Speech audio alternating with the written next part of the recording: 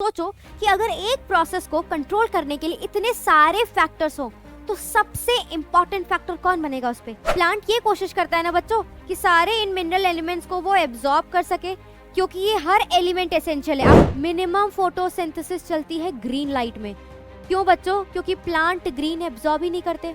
अगर एब्जॉर्ब कर रहे होते तो ग्रीन अपीयर थोड़ी होते। दैट मीन्स हम यहाँ पे इंडिविजुअली अगर फोटोसिंथेटिक की यील्ड देखें तो फर्क पड़ेगा, बट रेट ऑफ फोटोसिंथेसिस पे ऐसा खासा कोई फर्क ड्यूरेशन का नहीं पड़ता है। हेलो बच्चों, स्टार्ट करते हैं हम अपना last lecture of photosynthesis in higher plants, that is factors affecting photosynthesis.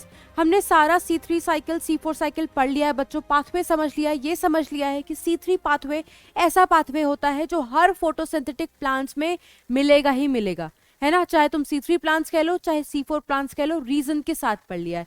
अब हम पढ़ते हैं कि कौन सा फैक्टर होता है बच्चों जो फोटोसिंथेसिस को अफेक्ट करेगा। सबसे लास्ट है, एक है एक्सटर्नल फैक्टर, एक है इंटरनल फैक्टर।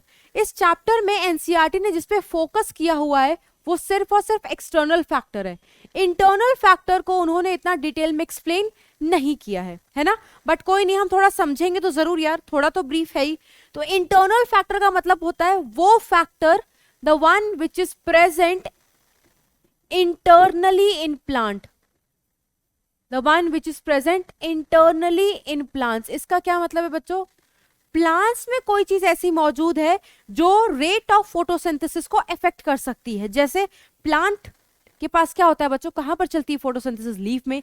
तो लीफ का साइज कितना बड़ा है, सरफेस एरिया कैसा है, लीफ की एज क्या है, यंग है या मेच्योर लीफ है, लीफ की ओरिएंटेशन कैसे लगी है, ऐसे लगी है तो लाइट ज्यादा पड़ रही होगी, है ना, इस सरफेस को लाइट कम मिल रहा होगा। तो ये सारे फैक्टर्स किसके फैक्टर्स है बच्चों? प्लांट फैक्टर्स हैं। तो such plant factors they are said to be internal factor. तो पहले लिखते हैं यार कि इसमें क्या क्या आएगा। This internal factor includes, just a second, क्या इंक्लूड करता है? पॉइंट नंबर 1, इट इंक्लूड्स, पहली चीज, first we are going to talk about the size of leaves. और क्या होगा बच्चों? Age of leaves. और क्या होगा? ओरिएंटेशन ऑफ लीव्स, कि लीफ है किधर की तरफ, किस तरीके से ओरिएंटेड है, ओरिएंटेशन ऑफ लीव्स, ठीक है। और क्या होता है बच्चों? सेल, लीफ की सेल को हम क्या बोलते हैं? Mesophyll cell. Number of mesophyll cell, जितना ज्यादा मीजोफिल सेल होगा उतना अच्छा है। मीजोफिल सेल में क्या होता है बच्चों? क्लोरोप्लास्ट।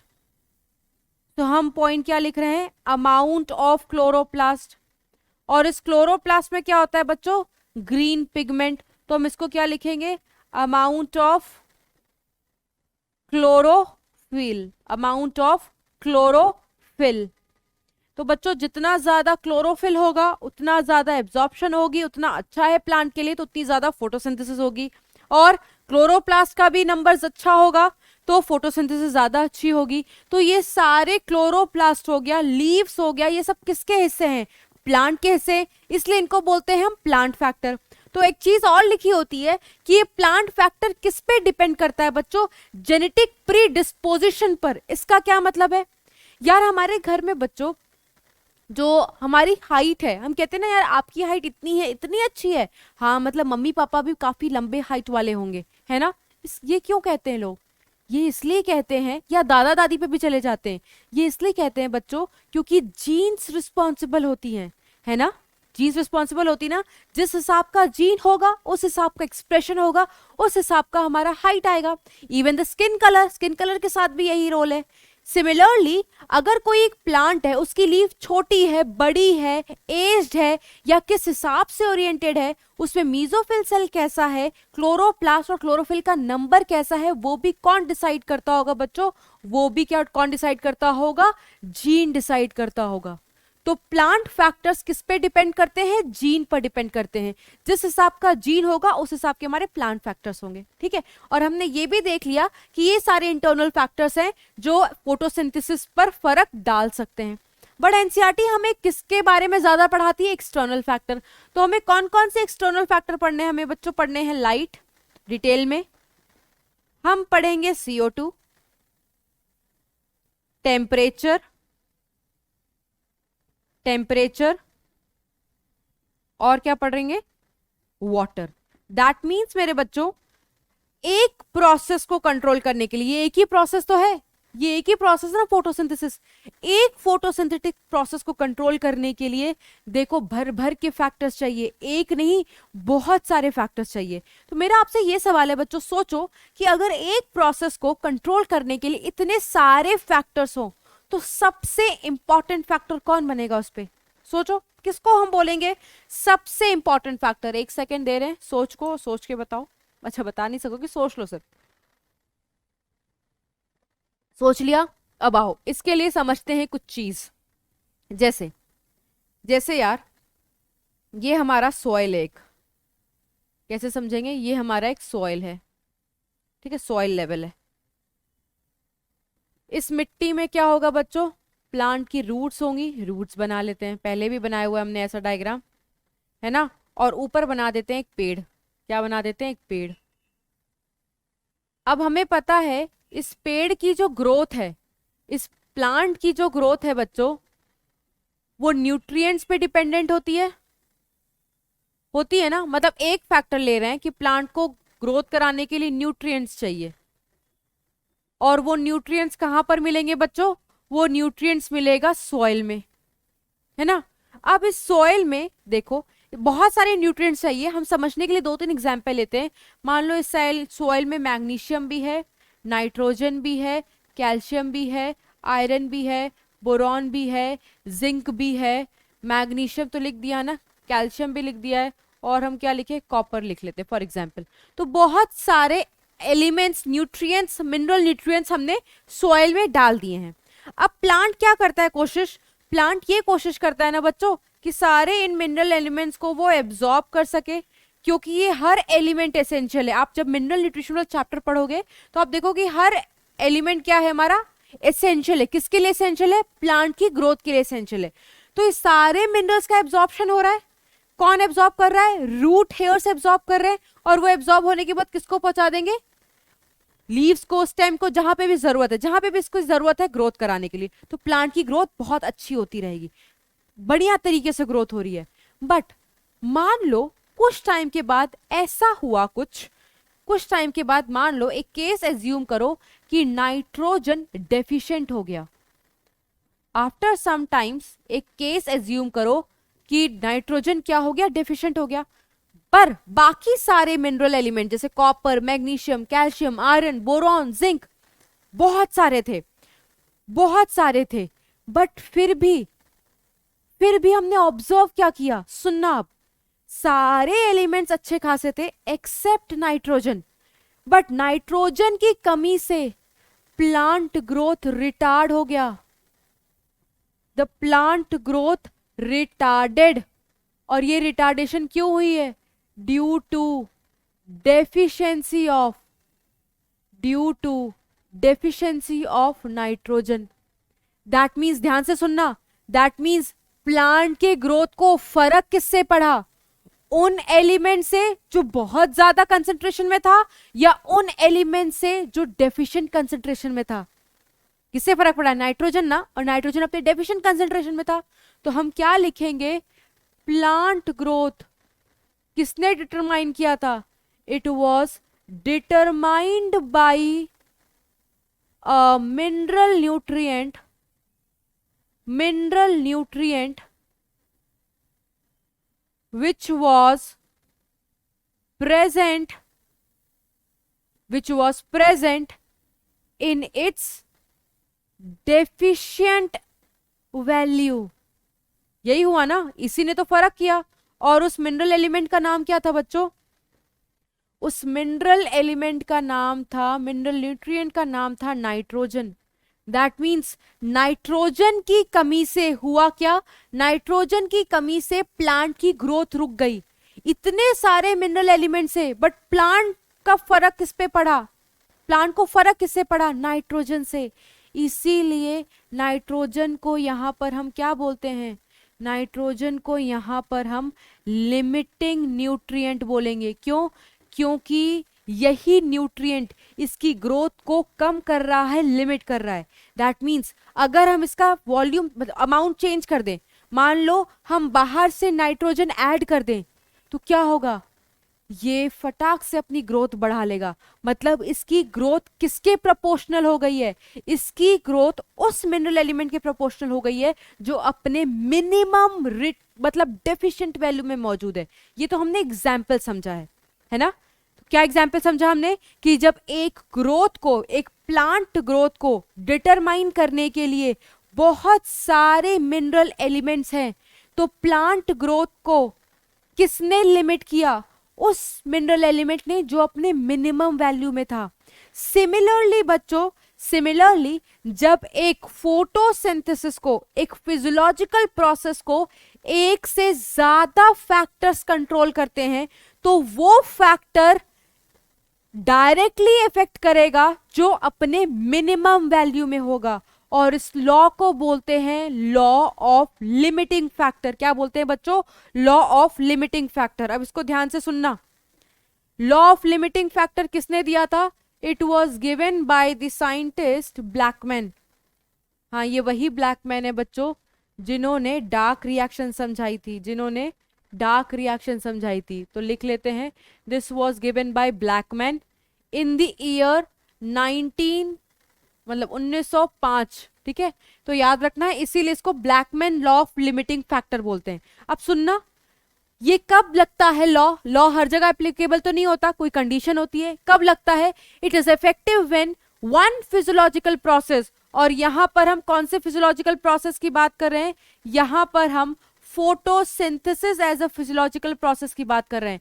तो जब एक फिजियोलॉजिकल प्रोसेस को एक से ज्यादा फैक्टर कंट्रोल करते हैं, एक से ज्यादा फैक्टर कंट्रोल करते हैं, तो उस टाइम पर होता क्या है, rate will be determined by a factor present in its minimal value.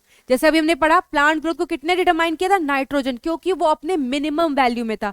क्यों? क्योंकि अगर हम उस फैक्टर को जो डायरेक्टली इफेक्ट करेगा, देखो क्या लिखा हुआ है, it is the factor which directly affects the process if the quantity is change. जैसे हमने नाइट्रोजन के क्वांटिटी को कम कर दिया तो प्लांट ग्रोथ कम हो गई। अब हम नाइट्रोजन की क्वांटिटी को बढ़ा देंगे तो प्लांट ग्रोथ बढ़ जाएगी। डायरेक्टली इफेक्ट कर रहा है ना, वही एक फैक्टर है जो डायरेक्टली इफेक्ट करेगा जब क्वांटिटी बढ़ा दो या घटा दो। ऐसे फैक्टर को हम क्या बोलते हैं? लिमिटिंग फैक्टर बोलते हैं। क्या बोलते हैं बच्चों? Limiting factor. और ऐसे लॉ को क्या बोलते हैं? Law of limiting factor. Law of limiting factor. जैसे फॉर एग्जाम्पल हमारे पास 4 एक्सटर्नल फैक्टर हैं। कौन कौन से? लाइट है, CO2 है, टेम्परेचर है, वाटर है। मान लो बच्चों एक प्लांट को हमने सब कुछ प्रोवाइड किया। हमने कार्बन डाइऑक्साइड प्रोवाइड कर दिया अच्छे खासे अमाउंट में, बहुत ज्यादा कार्बन डाइऑक्साइड प्रोवाइड किया। हमने उसको टेम्परेचर भी उसके मुताबिक प्रोवाइड किया, मतलब ऑप्टिमम टेम्परेचर प्रोवाइड किया जितनी उसको चाहिए फॉर फोटोसिंथेसिस, है ना। उसके बाद हमने पानी भी उसको अच्छा खासा प्रोवाइड कर दिया। बट हम लाइट ही ना दें या लाइट बहुत कम दें, तो इस केस में क्या फोटोसिंथेसिस अच्छी चलेगी? नहीं, फोटोसिंथेसिस रुक जाएगी। और कौन रोकेगा? लाइट कम है ना, जो कम है वो रोकेगा। दैट मीन्स लाइट उस टाइम पे क्या बन गया है? लिमिटिंग बन गया है। क्या बन गया है बच्चों? लिमिटिंग बन गया है। तो जो कम होगा वही रेट ऑफ फोटोसिंथेसिस को, वही फैक्टर रेट ऑफ फोटोसिंथेसिस को लिमिट करेगा। ऐसे फैक्टर को लिमिटिंग फैक्टर बोलेंगे। कोई भी हो सकता है, ये तो हमने एक केस लिया है कि एज्यूम करो कि मान लो लाइट कम हो गई है, अगर मैं CO2 को कम कर दूं तो CO2 लिमिटिंग हो जाएगा, पानी हटा दो पानी लिमिटिंग हो जाएगा। ठीक है, तो ये है फैक्टर्स के बारे में। अब एक एक करके सारे हम प्लांट फैक्टर्स पढ़ेंगे बच्चों। सबसे पहले we will talk about light as a factor. तो लाइट में हम 3 चीजें पढ़ेंगे, ठीक है, एनसीईआरटी भी लिखती है। हम सबसे पहले बात कर लेते हैं लाइट की क्वालिटी की। अब यार हमने ये पढ़ा हुआ है, जब सूरज भगवान से लाइट आती है तो हर किस्म की लाइट आती है, यूवी रेज, इंफ्रारेड। हमें कौन सी लाइट चाहिए होती है बच्चों? प्लांट को, मतलब हमें नहीं, we are not plant, plants को कैसी लाइट चाहिए होती है? प्लांट्स को जो लाइट चाहिए होती है दैट इज पार। पार का मतलब क्या है?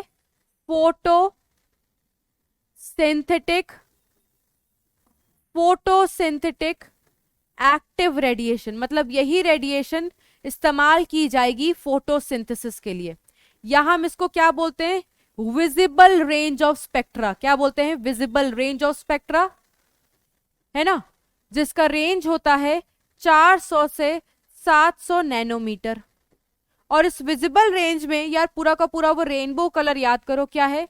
विब ग्योर, ठीक है, विब ग्योर।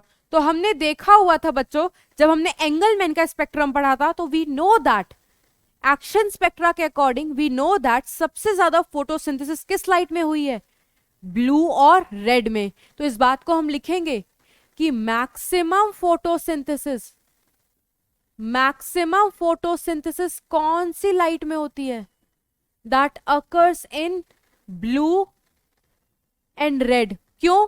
क्योंकि सबसे ज्यादा एब्जॉर्ब कौन सी होती है? Blue and red. तो जो सबसे ज्यादा एब्जॉर्ब होगी उसी के करस्पॉन्डेंस उसका रेट ऑफ फोटोसिंथेसिस उसमें हाई दिखेगा। सबसे मिनिमम फोटोसिंथेसिस कहां होती है? मिनिमम फोटोसिंथेसिस चलेगी कहां पर? मिनिमम फोटोसिंथेसिस चलती है ग्रीन लाइट में। क्यों बच्चों? क्योंकि प्लांट ग्रीन एब्जॉर्ब ही नहीं करते। अगर एब्जॉर्ब कर रहे होते तो ग्रीन अपीयर थोड़ी होते, तो रिफ्लेक्ट कर रहे होते। इतना तो बेसिक चीज है, मुझे पता है। तो सबसे कम किसमें होती है? ग्रीन में। और सबसे ज्यादा किसमें होती है? ब्लू और रेड में। ब्लू और रेड कौन से कैटेगरी में फॉल करते हैं? पार में, ठीक है। और पार कौन सा होता है? Visible range. दैट मीन्स हमें हर किस्म की लाइट नहीं चाहिए। लाइट कौन सी वाली चाहिए होती है? Visible range. और यही क्वालिटी वाली लाइट चाहिए क्या कराने के लिए? फोटोसिंथेसिस कराने के लिए, ठीक है। So we have covered that. अब हम बात करेंगे लाइट ड्यूरेशन की। अगर मैं डायरेक्टली ड्यूरेशन की बात करूं, ड्यूरेशन का मतलब टाइम पीरियड, है ना, तो ड्यूरेशन से यार, ड्यूरेशन से it does not effect rate पर कोई फर्क नहीं पड़ेगा यार। It does not effect rate of photosynthesis. Rate पर कोई खासा फर्क नहीं पड़ेगा। अगर मैं ड्यूरेशन की बात करूं ना, कि अगर तुमने लाइट का ड्यूरेशन ज्यादा है, लाइट का ड्यूरेशन ज्यादा है, तो हमें पता है अगर लाइट का ड्यूरेशन ज्यादा है, ज्यादा देर के लिए लाइट है, तो फोटोसिंथेसिस की जो ईल्ड होगी, फोटोसिंथेटिक ईल्ड होगी, वो क्या होगी बच्चों? ज्यादा होगी। फोटोसिंथेटिक ईल्ड क्या होगी? ज्यादा होगी। और अगर लाइट का ड्यूरेशन कम है, लाइट का ड्यूरेशन कम है, तो फोटोसिंथेटिक की जो ईल्ड होगी, फोटोसिंथेटिक ईल्ड, वो क्या होगी? कम होगी। दैट मीन्स हम यहां पे इंडिविजुअली अगर फोटोसिंथेटिक की ईल्ड देखें तो फर्क पड़ेगा, बट रेट ऑफ फोटोसिंथेसिस पे ऐसा खासा कोई फर्क ड्यूरेशन का नहीं पड़ता है ना। अब हम पढ़ेंगे किसके बारे में? एक और चीज रह गई है लाइट में, हम पढ़ेंगे लाइट इंटेंसिटी के बारे में। लाइट इंटेंसिटी के बारे में अब ध्यान से सुनते रहना। एनसीईआरटी लाइंस लेंगे हम लाइट इंटेंसिटी के बारे में। देखो, अगर मैं आपसे एनसीईआरटी लाइन की बात करूं तो लिखा हुआ है at low light intensity, at low light, अब तुम एनसीईआरटी में मार्क कर सकते हो बच्चों, at low light intensity there is direct linear relationship, direct linear relationship between incident light,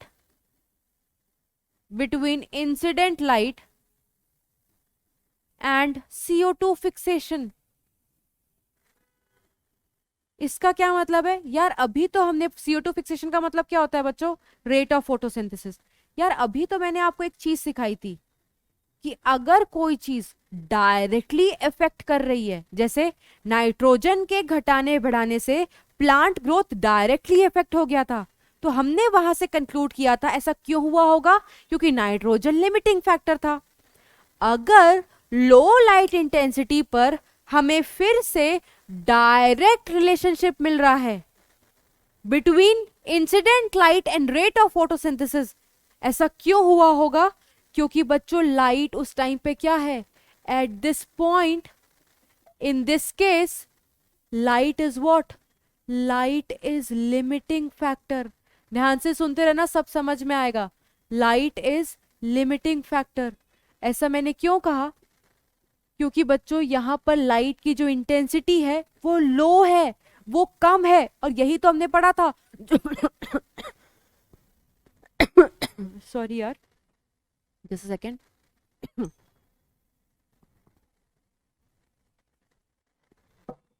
यही हमने पढ़ा था ना कि जो कम होगा वही प्रोसेस को लिमिट करेगा, तो उसके अमाउंट को हम ऊपर नीचे करेंगे तो डायरेक्टली इफेक्ट दिखेगा, और वही हो रहा है। लो लाइट इंटेंसिटी पे लाइट लिमिटिंग फैक्टर था, तो अगर हम लाइट बढ़ाते जाएंगे तो रेट ऑफ फोटोसिंथेसिस भी बढ़ता चला जाएगा। लाइट बढ़ाई, रेट ऑफ फोटोसिंथेसिस बढ़ा। ऐसे रिलेशन को हम क्या बोलते हैं, डायरेक्ट रिलेशनशिप। और डायरेक्ट रिलेशनशिप हमें तब दिखती है जब कोई चीज क्या हो, पहले लिमिटिंग हुई हो। For example, let me show you the graph. This is the graph, this is what, this is the graph. ये देखो, वाई एक्सिस पे तुम्हें क्या दिखाई दे रहा है बच्चों, वाई एक्सिस पे तुम्हें रेट ऑफ फोटोसिंथेसिस है, या हम जिसको क्या बोल सकते हैं, कार्बन डाइऑक्साइड का फिक्सेशन। ठीक है, और यहां पर क्या है, लाइट की इंटेंसिटी है, लाइट की इंटेंसिटी। और हम कौन सी इंटेंसिटी को डिस्कस कर रहे थे, लो लाइट इंटेंसिटी को। ध्यान से सुनना। तो शुरुआत में लाइट लो थी, यहां पर देखो धीरे धीरे क्या कर रहे हैं, लाइट बढ़ा रहे हैं। बट शुरुआत में तो लाइट क्या है, लो लाइट इंटेंसिटी है, लो लाइट इंटेंसिटी है। और जब लो लाइट इंटेंसिटी है, दैट मींस इस टाइम पर लाइट क्या है बच्चों, इस टाइम पर लाइट लिमिटिंग है, इस टाइम पर लाइट लिमिटिंग है। तो देखो जैसे जैसे हम लाइट बढ़ाते चले जा रहे हैं, रेट ऑफ फोटोसिंथेसिस भी बढ़ती चली जा रही है। यहां पर कम थी, जैसे जैसे बढ़ाते चले जा रहे हैं, देखो रेट ऑफ फोटोसिंथेसिस बनती चली जा रही है। ठीक है, बट एक टाइम आने के बाद, आप देखो एक टाइम आने के बाद ये कांस्टेंट हो गए, या तुम कह सकते हो सैचुरेट हो गए। ये वाला पॉइंट क्या दर्शाता है, ये वाला पॉइंट सैचुरेशन दर्शाता है। ऐसा क्यों हुआ होगा, अब सुनना, अब ध्यान से सुनना। ठीक है, हमने पहला केस पढ़ लिया है, कौन सा केस है वो, लो लाइट इंटेंसिटी का। अब हाई लाइट इंटेंसिटी का भी केस पढ़ लो। What will happen at high light intensity? At high light intensity, rate does not increase, rate does not increase further. क्यों, क्योंकि लाइट एक लौता थोड़ी है जो फोटोसिंथेसिस को डिटरमाइन करता है। लाइट के अलावा कार्बन डाइऑक्साइड है, टेम्परेचर है, CO2 है। दैट मीन्स तुम लाइट को सिर्फ बढ़ाते चले जाओ, बट अदर फैक्टर्स अगर लिमिटिंग हो जाए, कम हो जाए, तो भी रेट ऑफ फोटोसिंथेसिस इफेक्ट हो जाएगी ना। इसीलिए यहां पर एनसीईआरटी ने लिखा हुआ है कि हाई लाइट इंटेंसिटी पे रेट और नहीं बढ़ेगा, because other factors might become what बच्चों, लिमिटिंग। और अदर फैक्टर्स में क्या आ गया, अदर फैक्टर्स में आ गया है आपका CO2 और टेम्परेचर और वाटर, ये लिमिटिंग हो सकते हैं। इसीलिए इस ग्राफ में एक टाइम आने के बाद देखो लाइट इंटेंसिटी कितनी ज्यादा है, कितनी ज्यादा लाइट इंटेंसिटी है, बट फिर भी रेट ऑफ फोटोसिंथेसिस नहीं बढ़ रहा, वो कांस्टेंट है ना। मतलब कह सकते हैं कि रेट ऑफ फोटोसिंथेसिस अपने मैक्सिमम चरण पर पहुंच चुका है। ठीक है, अब इससे ज्यादा वो नहीं कर सकता। जैसे हम बहुत ज्यादा पढ़ लेते हैं ना, कहते हैं यार आज के लिए बस हो गई है यार, सैचुरेशन आ गया, अब आज नहीं पढ़ेंगे कल पढ़ेंगे। सिमिलरली लाइट का भी सैचुरेशन आ चुका है। क्यों आया है, अब ये इससे ज्यादा नहीं बढ़ सकता, क्योंकि कितनी भी कोशिश कर लो, लाइट कितना भी बढ़ा दो, हो सकता है दूसरे फैक्टर्स लिमिट कर जाएं। तो हम इस बात को लिखेंगे, ये क्यों आया, because other factors become become limiting. ठीक है, तो कुछ कुछ सवाल पूछा जाता है कि आप इसमें से ये बताओ कि किस पॉइंट पे वो लिमिटिंग था। जिस पॉइंट पे वो लिमिटिंग होगा वो डायरेक्ट रिलेशनशिप दिखेगा। डायरेक्ट रिलेशनशिप तुम्हें यहां से लेकर के यहां तक दिखाई दे रहा है, इस पॉइंट पर जहां पर ग्राफ एक्सेलरेट कर रहा है, इसको क्या बोलते हैं, एक्सेलरेशन फेज। तो ये वाला पॉइंट क्या है बच्चों, ये वाला पॉइंट दर्शाता है दैट लाइट इज, यहां लिखा हुआ है, इसको ऐसे एरो कर देते हैं, ये वाला पॉइंट दर्शाता है कि light is what, a limiting factor. ये यहां पर घट क्यों रहा है, देखो कम होने लगा, क्यों, क्योंकि अदर फैक्टर क्या हो चुके हैं, अदर फैक्टर हमारे लिमिटिंग हो चुके हैं। और सी का मतलब क्या है, सैचुरेशन, मतलब मैक्सिमम वो फोटोसिंथेसिस कर चुका है जितनी लाइट को करनी थी। वैसे भी मैक्सिमम फोटोसिंथेसिस लाइट, कितनी लाइट इस्तेमाल करके हो सकता है, इन 10% ऑफ फुल सनलाइट, एक second, in 10% of full sunlight, मतलब जितनी भी सनलाइट आ रही हो, जितनी भी पार आ रही हो, वो एक प्लांट कितना इस्तेमाल करता है, सिर्फ 10% of sunlight to show maximum photosynthesis, to show maximum photosynthesis, और यू कैन से सैचुरेशन। ठीक है, तो यहां पर सैचुरेशन दिखा, तो उसके करस्पॉन्डिंग देखो ये है ना, इस लाइट पे तुम्हें, ये क्या है, ये फोटोसिंथेसिस है, इस लाइट पर तुम्हें ये पॉइंट क्या दिखाएगा बच्चों, ये पॉइंट दिखाता है तुम्हारा मैक्सिमम फोटोसिंथेसिस। और ये मैक्सिमम फोटोसिंथेसिस तुम्हें एक लाइट पर मिला होगा, उसका करस्पॉन्डिंग पॉइंट क्या लिखा हुआ है, डी लिखा हुआ है। That means D is what, वो वाली लाइट जिसपे तुम्हें मैक्सिमम फोटोसिंथेसिस सैचुरेशन मिला है। तुम इसको क्या बोलते हैं, लाइट सैचुरेशन पॉइंट। क्या बोलते हैं, लाइट सैचुरेशन पॉइंट। फिर से एक्सप्लेन कर रही हूं, D point light saturation point है, मतलब वो पॉइंट, वो लाइट जिसको इस्तेमाल करके प्लांट ने मैक्सिमम फोटोसिंथेसिस किया है। ए एक्सेलरेशन फेज को दिखाता है, लिख देते हैं, ए क्या दिखाता है, एक्सेलरेशन फेज। एक्सेलरेशन फेज का मतलब बढ़ रहा है ना, क्या बढ़ रहा है, रेट ऑफ फोटोसिंथेसिस बढ़ रहा है। क्यों, क्योंकि उस टाइम पर लाइट क्या है, उस टाइम पर लाइट इज लिमिटिंग फैक्टर। ठीक है, फिर बी आते आते देखो कम होने लगा। क्यों कम होने लगा, क्योंकि लाइट एक लौता फैक्टर नहीं होता जो रेट ऑफ फोटोसिंथेसिस को डिटरमाइन करता है। हो सकता है दूसरे फैक्टर्स उस टाइम पर कम होने लगे, इसीलिए लाइट तुम कितनी भी बढ़ा दो, रेट ऑफ फोटोसिंथेसिस एक टाइम आने के बाद कांस्टेंट हो जाती है, या तुम कह सकते हो सैचुरेशन पर अपने मैक्सिमम लेवल पर पहुंच सकती है। और कब हम बोलते हैं प्लांट में मैक्सिमम फोटोसिंथेसिस हुई है विद रिस्पेक्ट टू लाइट, जब एक प्लांट को मैक्सिमम फोटोसिंथेसिस करना है ना, तो वे सिर्फ वो 10% ऑफ लाइट को इस्तेमाल करके अपना मैक्सिमम फोटोसिंथेसिस शो कर सकता है। 10% बहुत कम है यार, मतलब बहुत कम लाइट में ही मैक्सिमम शो कर सकता है। That is the reason we say that light is rarely a limiting factor, क्योंकि सिर्फ मैक्सिमम फोटोसिंथेसिस करने के लिए उसको कितना परसेंट चाहिए, 10%। 10% उसको इजीली अवेलेबल हो जाता है। तो लाइट कभी लिमिटिंग फैक्टर बने ऐसा जरूरी नहीं है, it is rarely a limiting factor, है ना। बट इन सर्टेन केसेस, जैसे बहुत घना जंगल है, डेंस फॉरेस्ट है, या डीप ओशन है, तो वहां पर लाइट तो पहुंच नहीं रही है। डेंस फॉरेस्ट में क्या होता है बच्चों, बड़े बड़े पेड़ हैं, नीचे छोटे छोटे हर्ब्स हैं, तो उन तक लाइट नहीं पहुंच रही। तो जिन तक लाइट नहीं पहुंच रही है उस केस में लाइट लिमिटिंग हो सकता है। डीप ओशन है, नीचे तक लाइट नहीं पहुंच रही, तो उस केस में लाइट, इन दोनों के केस में लाइट लिमिटिंग हो सकती है।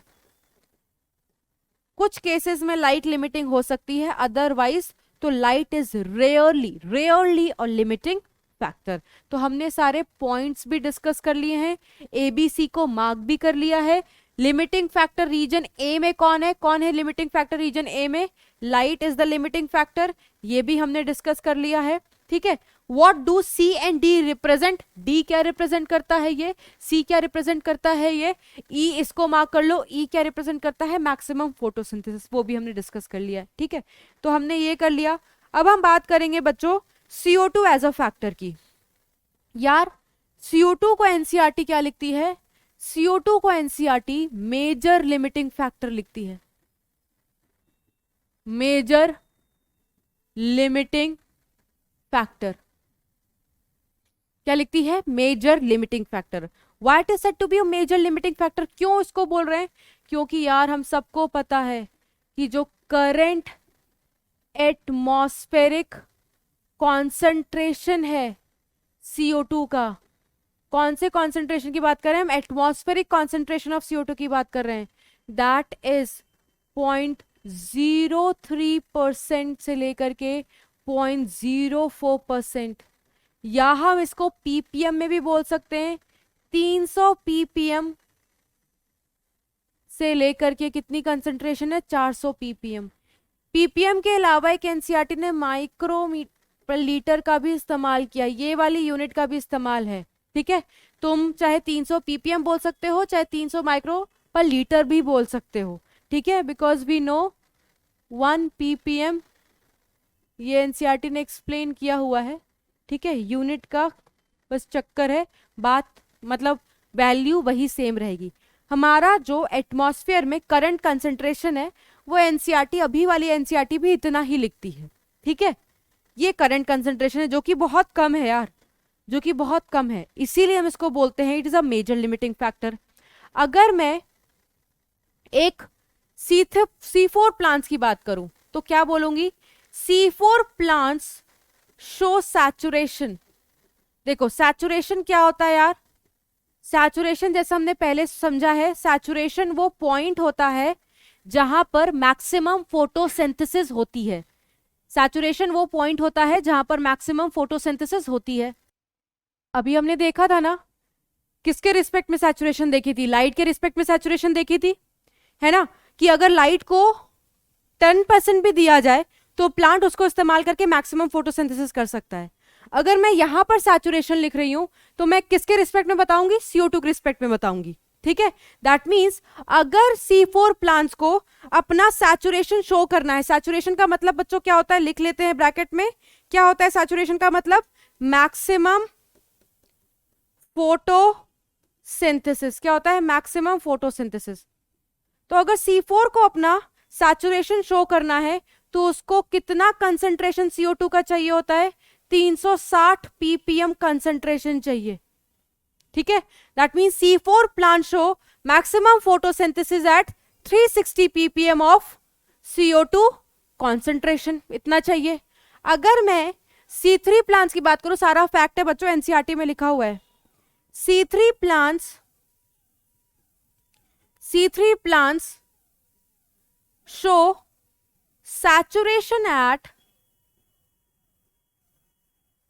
450 ppm, 450 ppm। अच्छा, फैक्ट लिख दिया हमने कि इन दोनों को अपना मैक्सिमम फोटोसिंथेसिस शो करने के लिए कितना कंसंट्रेशन CO2 का चाहिए। अब हम बात करते हैं कि हमारे एटमॉस्फेयर में कितनी कंसंट्रेशन अवेलेबल है। हमारे एटमॉस्फेयर में तो यार 300 से 400 ही अवेलेबल है ना। C4 को कितनी चाहिए? 360। तो 360 तो अवेलेबल है हमारे एटमॉस्फेयर में, कोई दिक्कत नहीं है। उस C4 उस अवेलेबल कंसंट्रेशन को इस्तेमाल करेगा, ठीक है, और अपना फोटोसिंथेसिस, मैक्सिमम फोटोसिंथेसिस शो कर सकता है। अगर मैं C3 की बात करूं, या C3 को 450 चाहिए, हमारे एटमॉस्फेयर में तो 450 है ही नहीं। दैट मीन्स हमारे एटमॉस्फेयर में तो CO2 की कंसंट्रेशन बहुत कम है, उतनी है ही नहीं जितनी C3 को चाहिए। दैट मीन्स करंट कंसंट्रेशन किस प्लांट के लिए लिमिटिंग है? करंट कंसंट्रेशन किस प्लांट के लिए लिमिटिंग है बच्चों? C3 के लिए। यही एनसीईआरटी ने लिखा हुआ है, द करंट कंसंट्रेशन, एक second, the current concentration of CO2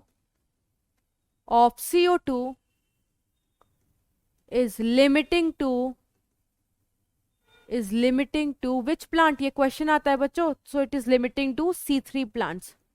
इसका मतलब है कि अगर CO2 की कंसंट्रेशन बढ़ाई जाए, ठीक है, if CO2 concentration increased, if CO2 concentration increased up to, NCERT जो लिखी वो बता रही हूं, अप टू 500 ppm, तो अगर 500 ppm तक बढ़ा देंगे तो 450 ppm अवेलेबल हो गया। अब ये इसको इस्तेमाल करके अपना मैक्सिमम फोटोसिंथेसिस दे सकते हैं। दैट मीन्स अगर CO2 की कंसंट्रेशन बढ़ेगी तो किस प्लांट को फायदा होगा बच्चों? इट विल बेनिफिट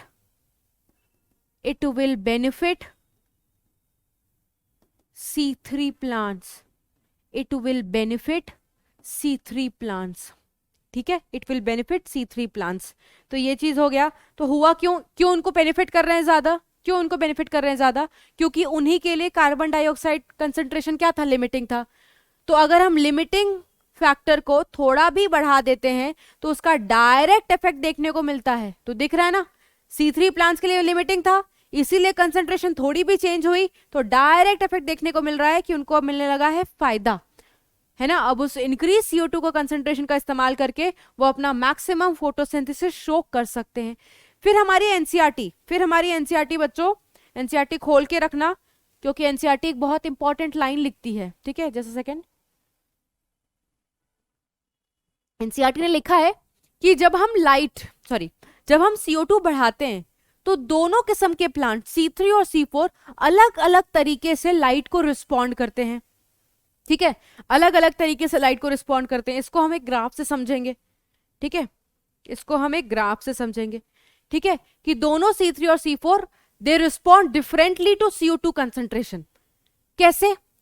फिर इन्होंने लिखा हुआ है कि अगर लाइट इंटेंसिटी कम होगी तो C3 और C4 दोनों में से कोई रिस्पॉन्ड नहीं करेगा। बिल्कुल सही बात है ना, क्यों रिस्पॉन्ड करेगा? इसको मैं तुम्हें यहां से रिलेट कराती हूं। अभी मैंने आपको सिखाया था ना कि CO2 भले ही ज्यादा हो बट अगर लाइट कम है तो क्या फोटोसिंथेसिस चलेगी? नहीं चलेगी। क्यों? क्योंकि उस टाइम पर क्या बन गया है? Light limiting. तो यही एनसीईआरटी ने आपको यहां पर समझाया है, बच्चों, कि अगर लो लाइट इंटेंसिटी है तो दोनों ही प्लांट रिस्पॉन्ड नहीं करेंगे CO2 को। क्यों? क्योंकि उस टाइम पर लाइट क्या बन चुका है? उस टाइम पर लाइट लिमिटिंग बन चुका है। तो कोई फायदा नहीं होगा, तुम CO2 बढ़ा भी दो कोई प्लांट रिस्पॉन्ड नहीं करेगा। ये वाली लाइन एक लिखी हुई है। फिर एक लिखा हुआ है कि जब इंटेंसिटी हाई होगी, तो जब हाई इंटेंसिटी है दैट मींस लाइट उस टाइम पे लिमिटिंग नहीं है और CO2 का भी कंसंट्रेशन एटमॉस्फेयर में बढ़ रहा है ना। तो क्या होगा? सुनो तो क्या होगा। देखो, ये हम बात कर रहे हैं C4 की। हमने पढ़ा कि C4 अपना मैक्सिमम सैचुरेशन कब शो करते हैं? कौन सी लाइट पर, मतलब कौन से CO2 कंसंट्रेशन पर? 360 ppm पर, है ना। और ये कब शो करते हैं? 450 ppm पर। ये वाला CO2 कंसंट्रेशन है, ये रेट ऑफ CO2 अपटेक है, जो किसके प्रोपोर्शनल है? हमें क्या बताता है? रेट ऑफ फोटोसिंथेसिस बताता है। तो आप देखो, C4 ने इतने अमाउंट ऑफ CO2 को इस्तेमाल करके एक X वैल्यू ऑफ फोटोसिंथेसिस की, C3 ने अपने CO2 कंसंट्रेशन जो भी अवेलेबल था एटमॉस्फेयर में उसको इस्तेमाल करके Y अमाउंट ऑफ फोटोसिंथेसिस की। तो आप देखो, और ये दोनों कौन से केस में हम पढ़ रहे हैं? दोनों, एक सेकेंड, ये दोनों ही ग्राफ विथ रिस्पेक्ट टू हम हाई लाइट पढ़ रहे हैं, क्योंकि अभी हमने पढ़ा था कि लो लाइट में तो कोई भी रिस्पॉन्ड नहीं करता है, हाई लाइट में दोनों रिस्पॉन्ड करेंगे और दोनों का रिस्पॉन्स बिल्कुल अलग है। आप देख सकते हो ग्राफ से, C4 पहले ही अपना सैचुरेशन दे देता है 360 पर। C3 में तुम्हें जो सैचुरेशन मैक्सिमम फोटोसिंथेसिस, ये पॉइंट क्या दर्शाता है बच्चों? ये पॉइंट मैक्सिमम फोटोसिंथेसिस दर्शाता है। ये पॉइंट मैक्सिमम फोटोसिंथेसिस दर्शाता है। ये X मैक्सिमम फोटोसिंथेसिस है C4 के लिए, ये Y मैक्सिमम फोटोसिंथेसिस C3 के लिए। तो हो क्या रहा है? C4 ने पहले सैचुरेट कर गया, पहले मैक्सिमम फोटोसिंथेसिस शो कर दी 360 ppm को यूज करके। C3 ने उसी हाईलाइट इंटेंसिटी में थोड़े बाद में जाकर के सैचुरेट हुआ। थोड़े बाद का मतलब क्या है? इसका जो CO2 कंसंट्रेशन था, इसका जो सैचुरेशन पॉइंट था वो 450 ppm था, मतलब बाद में आया। तो आप देख सकते हो ना, दोनों ने अलग अलग तरीके से तो रिस्पॉन्ड किया है हाईलाइट इंटेंसिटी को। यही हमारी एनसीईआरटी लिखती है। ठीक है, यही हमारी एनसीईआरटी लिखती है। तो हमने बच्चों CO2 भी पढ़ लिया एज अ फैक्टर। ठीक है, और ये मेजर लिमिटिंग फैक्टर है क्योंकि इसका एटमॉस्फेरिक कंसंट्रेशन बहुत कम है। अब हम बात करेंगे बच्चों किसकी, अब हम बात करेंगे टेम्परेचर और वाटर की। तो टेम्परेचर में अब आपको पता है टेम्परेचर से एंजाइम बहुत डरते हैं, और हमने ज्यादा एंजाइम कहाँ पे पढ़े हैं, डार्क रिएक्शन में, लाइक रुबिस्को एंड पेपकेज। इसीलिए हमारी एनसीईआरटी लिखती है कि जो डार्क रिएक्शंस होते हैं, डार्क रिएक्शंस होते हैं, since enzymatically controlled, since enzymatically controlled, they are more temperature sensitive, they are more temperature sensitive। ये हमारी एनसीईआरटी लिखती है ना। इसका मतलब ये नहीं है कि लाइट रिएक्शन सेंसिटिव नहीं होती, लाइट रिएक्शन भी सेंसिटिव होती है बच्चों, they are also sensitive to temperature, क्योंकि उसमें भी थोड़ा बहुत एंजाइम तो है ही ना यार, और excess of everything is bad, है ना। लाइट बहुत ज्यादा मिल जाए तो भी अच्छा नहीं होता, है ना। क्यों, क्योंकि पिगमेंट्स खराब हो जाते हैं, बताया था ना, इसको क्या बोलते हैं, उसको बोलते हैं फोटो ऑक्सीडेशन या सोलराइजेशन, तो वो भी बहुत अच्छा नहीं होता। और light intensity is directly proportional temperature, तो बहुत ज्यादा टेम्परेचर अच्छा नहीं है ना। तो लाइट रिएक्शन भी सेंसिटिव होती है टेम्परेचर के, but compare to the dark reaction इनका जो एक्सटेंट होता है सेंसिटिविटी का वो कम होता है। अब फिर एनसीईआरटी लिखती है कि जो टेम्परेचर ऑप्टिमा होता है, टेम्परेचर ऑप्टिमा का मतलब क्या होता है बच्चों, ऑप्टिमम टेम्परेचर जो फोटोसिंथेसिस के लिए जरूरी है, जो फोटोसिंथेसिस के लिए जरूरी है, वो किस पे डिपेंड करता है, वो डिपेंड करता है, वो डिपेंड करता है हैबिटेट पे, वो डिपेंड किस पे करता है, हैबिटेट पे। जैसे अगर मैं बात करूं, हमने दो प्लांट्स पढ़े, एक प्लांट पढ़ा हमने ट्रॉपिकल प्लांट्स, जो कि कौन होते हैं, C4 प्लांट्स, और एक हमने पढ़ा है टेम्परेट प्लांट्स, जो कि कौन होता है, C3 प्लांट्स। तो मैंने आपको इसके पिछले लेक्चर में C3 और C4 में डिफरेंस बताया था, तो वहां पर टेम्परेचर भी लिखाया था, है ना। वहां पर C3 में कम टेम्परेचर था, C4 में ज्यादा टेम्परेचर था, है ना। तो एनसीईआरटी लिखती है कि टेम्परेचर ऑप्टिमा किस पे डिपेंड करता है, हैबिटेट पे। ट्रॉपिकल प्लांट्स जहां पर मिलते हैं वहां का टेम्परेचर बहुत ज्यादा होता है, तो ऑब्वियसली इनका जो टेम्परेचर ऑप्टिमा होगा फोटोसिंथेसिस को परफॉर्म करने के लिए वो भी ज्यादा होगा। वेयर एज टेम्परेट प्लांट्स वहां पर मिलते हैं, या C3 प्लांट्स वहां पर मिलते हैं जहां का टेम्परेचर कम होता है, तो इनका जो टेम्परेचर ऑप्टिमा होगा फोटोसिंथेसिस को परफॉर्म करने का वो क्या होगा, कम होगा। ठीक है यार, जो जैसा जहां पर रहता है उसका इन्वायरमेंट उसको इन्फ्लुएंस करता है। अगर यार अब हम कश्मीर में रहने चले जाएं इस मौसम में, तो हमें वहां पर बहुत ज्यादा क्या लगेगा, ठंड लगेगा, बट वहां के नॉर्मल लोगों को इतनी ठंड नहीं लगती। Why, because they are adapted to it, उनका जो ऑप्टिमम टेम्परेचर है वो उसी हिसाब से सेट है ना। बट हमें लगेगा because we are not habitual to it. Similarly इनकी आदत है, ठीक है, तो ये हायर टेम्परेचर में ही रहते हैं, इसलिए इनका टेम्परेचर ऑप्टिमा फोटोसिंथेसिस को परफॉर्म करने का भी ज्यादा है। ये कम में रहते हैं तो इनका जो ऑप्टिमम टेम्परेचर है फोटोसिंथेसिस को परफॉर्म करने के लिए वो कम है। तो ले दे करके आपको ये याद रखना है कि हैबिटेट पे सारा का सारा टेम्परेचर का रोल डिपेंडेंट है। अब लास्ट में लिखा हुआ है बच्चों पानी। ठीक है, पानी के बारे में हम लिखेंगे, अगर मैं पानी की बात करूं तो less than 1% of water is required for photosynthesis, और लेस देन 1% बच्चों बहुत ही कम हो गया, बहुत ही ज्यादा कम। इसीलिए हम कहते हैं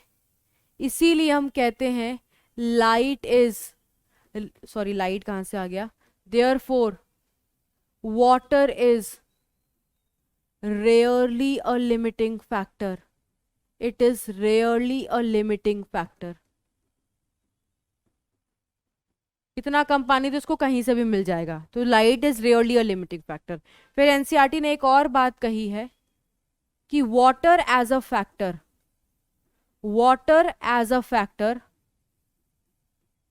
has more effect has more effect on plant rather than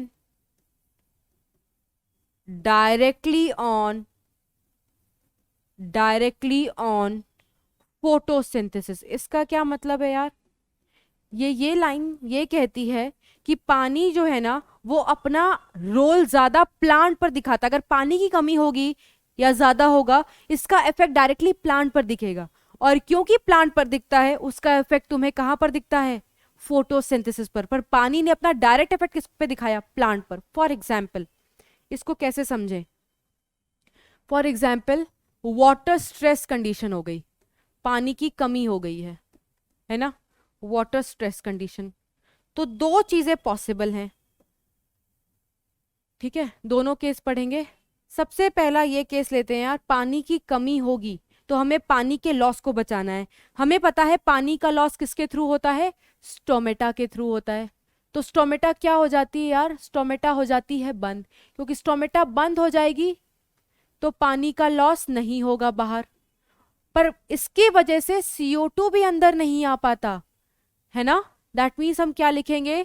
जब पानी की कमी होती है तो स्टोमेटा बंद हो जाता है, स्टोमेटा के क्लोजिंग से CO2 अंदर नहीं आ पा रहा, देखो बाहर ही रह गया। तो CO2 की जो अवेलेबिलिटी है, CO2 की जो अवेलेबिलिटी है इनसाइड प्लांट, दैट डिक्रीजेस। और अगर CO2 ही नहीं मिलेगा तो फोटोसिंथेसिस कैसे चलेगी? फोटोसिंथेसिस भी क्या हो जाती है बच्चों? फोटोसिंथेसिस भी डिक्रीजेस। दैट मीन्स पानी ने अपना फर्क किस पे दिखाया बच्चों? स्टोमेटा पर। स्टोमेटा एक प्लांट फैक्टर है, तो हम ये नहीं कह सकते कि पानी ने अपना डायरेक्ट इफेक्ट किसको दिखाया? प्लांट को, क्योंकि प्लांट का कोई फैक्टर खराब होगा तो जाहिर सी बात है फोटोसिंथेसिस भी इफेक्ट हो जाएगी। एक और केस है, अगर पानी का कमी हुआ तो लीव्स क्या कर जाती हैं बच्चों? विल्ट कर जाती, सूख जाती हैं, मुरझा जाती हैं। अब लीव्स मुरझा गई हैं, सूख गई हैं, तो इनका जो सरफेस एरिया होगा, बच्चों वो क्या हो जाएगा? डिक्रीज कर जाएगा। और अगर सरफेस एरिया डिक्रीज कर गया तो फोटोसिंथेसिस जाहिर से बात है डिक्रीज कर जाएगा। यहां पर भी पानी ने अपना फर्क किस पे दिखाया? लीफ पर। लीफ एक क्या है? Plant factor. मतलब पानी की कमी से असर किसको हुआ? प्लांट को, और प्लांट को असर हुआ डायरेक्टली, इसीलिए अल्टीमेटली हमें फोटोसिंथेसिस पे भी फर्क पड़ रहा है। यही लाइन एनसीईआरटी लिखती है, सिर्फ यही, ठीक है। तो बच्चों हमने सारा फैक्टर कवर कर लिया है एक एक करके। मेजरली हमने क्या कवर किया है? External factors, because NCERT tells about external factor only, है ना।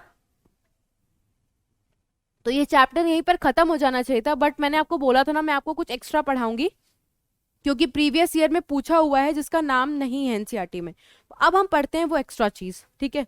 सबसे पहले एक्स्ट्रा चीज हम पढ़ेंगे विथ रिस्पेक्ट टू द कैम्प पाथवे, ठीक है। कैम्प पाथवे का पहले हम फुल फॉर्म लिख लेते हैं, जितना काम का है ना बच्चों उतना ही पढ़ेंगे। दैट इज, उसका फुल फॉर्म है क्राजुलेशन एसिड मेटाबॉलिज्म। क्राजुलेशन एसिड मेटाबॉलिज्म, इसको क्राजुलेशन कहां से नाम आया है? सिंस दिस पाथवे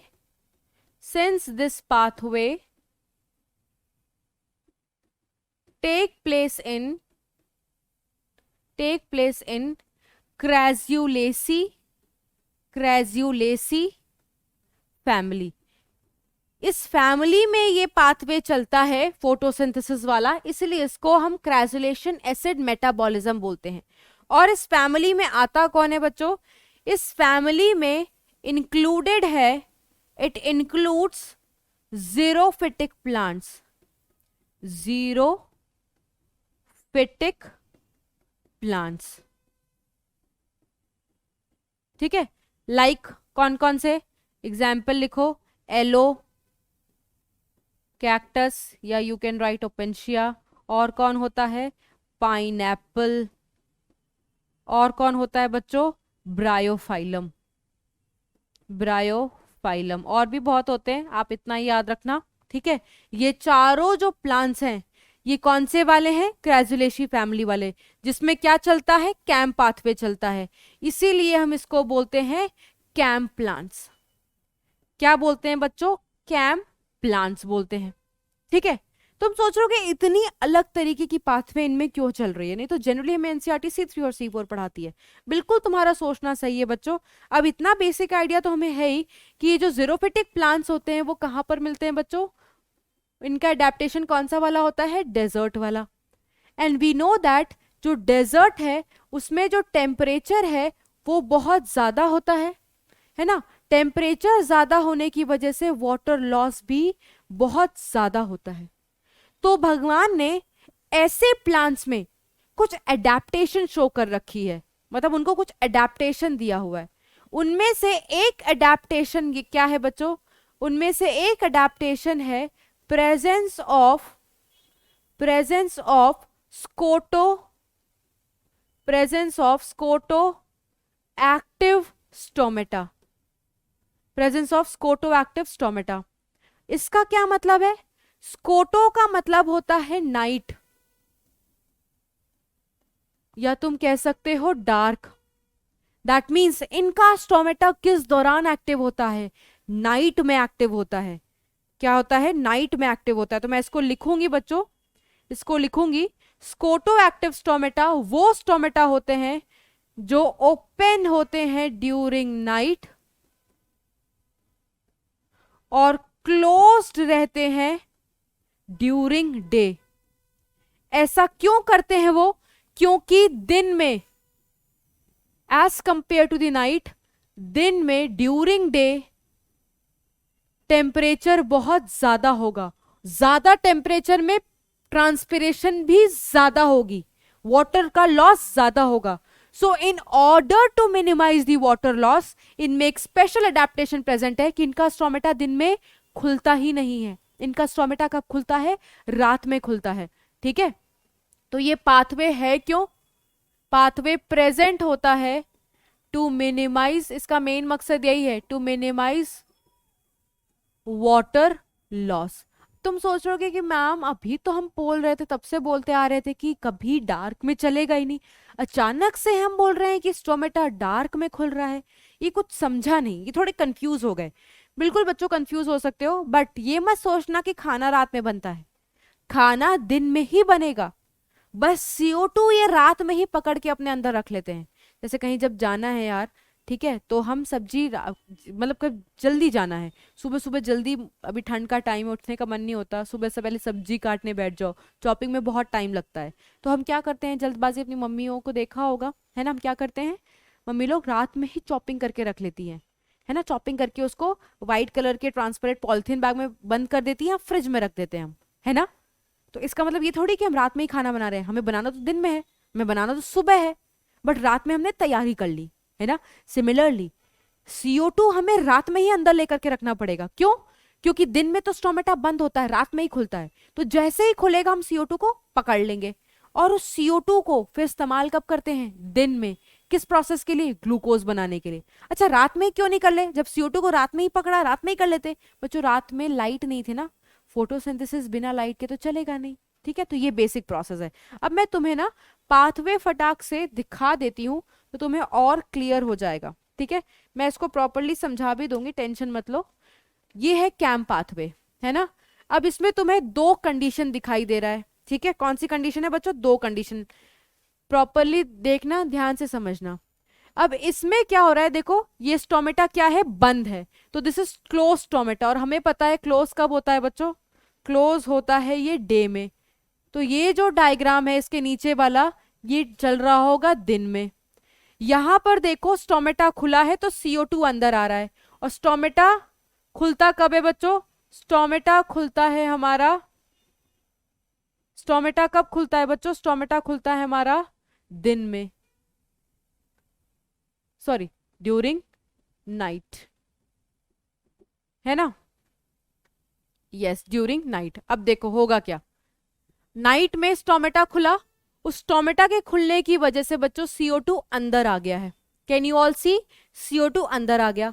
और जब CO2 अंदर आ रहा है तो पानी भी निकल रहा है, वाटर लॉस इसमें भी हो रहा है, बट ये जो वाटर का लॉस है ना इतना सिग्निफिकेंट नहीं होगा ड्यूरिंग नाइट। होगा तो वाटर लॉस बट इतना ज्यादा नहीं होगा, अगर डे में खुल जाता ना तो बहुत ज्यादा हो जाता। ठीक है, स्टोमेटा ओपन है, CO2 अंदर आया, पूरा का पूरा पाथवे देखोगे ना तो बिल्कुल आपको प्रोसेस C4 जैसा ही नजर आएगा। यस बच्चों, बिल्कुल C4 जैसा ही, तो टेंशन ना लेना, ये कोई अलग पाथवे नहीं है।